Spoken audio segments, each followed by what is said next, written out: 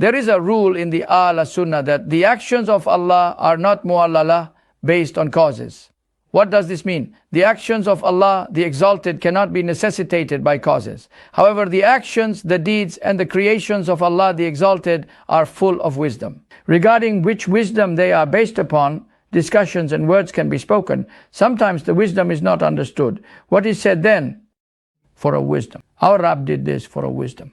But there is also a saying, the wisdom of a deed is not questioned. What does this mean? That is, we are not in a position to interrogate Allah.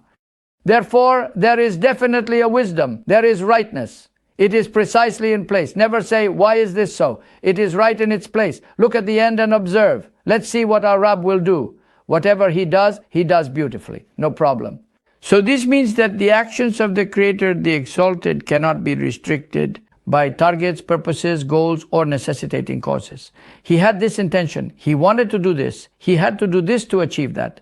No such thing is necessary at all. How does Allah the Exalted not perform the task He is going to do? I will tell you, with arrangement, by preparing its causes and such and such. If you are going to build a construction, you must prepare its causes long beforehand. Ground study, its project, then its bulldozer, excavation, and architect, for example. You must prepare the means beforehand. Since this situation is not the case with the actions of our Rabb the Exalted, because He merely commands kun fayakun, be and it is, He does not perform actions aimed at intentions, purposes, or targets, because there is no possibility of missing the target for Him. For you to hit the target, you obviously have to prepare preliminary causes. At the time you targeted, who did you take the job from? Who are you going to deliver it to? How much money, for example, did you take as a deposit, and so on and so forth? You have a goal and a target. To complete the job on time, this and that. Obstacles arise. The foreman falls from the scaffolding. Another one breaks his leg. The work is delayed. There is no such thing with our Mawla. He does not act with intentions or to reach a goal, or that he set a target, or that someone set a target for him. There is no such thing. Furthermore, a serious effort or exertion is not required. Do you understand? Such intentions, thoughts that come to mind, and goals and purposes were found. That is, the word wujida was found, exists in the manuscript.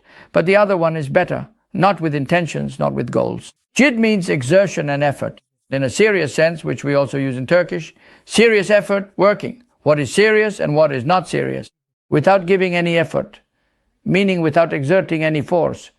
These are all things that should be considered regarding us. None of these are its causes. The actions of Allah the Exalted are also not His actions by means of what? By means of contact, mubasharat. Mubasharat comes from bashara. Bashara means skin, it means dermis. That is the contact of the skin, physically engaging in a task. There is a way where you give a command, I don't work, but the workers do. There is also a way where you roll up your sleeves and get physically involved in a task with your own hands. We approach that job. We lift, we lower, we bring, we take, and so on. Thus, in His actions, Allah the Exalted does not engage in that task with the mubasharat of His essence by making a physical effort. Already, talk of skin, hands, feet, eyes, and ears is completely out of the question. Such limbs are not involved, but He does not perform the action by personally involving Himself, by physically entering the task, meaning by doing it all by Himself, because then using a limb becomes necessary for something. You have to literally stain your hand. You cannot do the job without staining your hand. Some jobs you do with your foot too. You push this and that and so on. But in many jobs, the hand must definitely be involved. Your hand gets involved. Allah the Exalted is free from having limbs. Where is this mentioned? He does not have a limb. Furthermore, it is not with an intermediary. The difference between mubashara and mu'alaja is this. Mubashara is physically entering the task with your hand. Mu'alaja is using your power. That is, you press the machine's button and the machine does the job.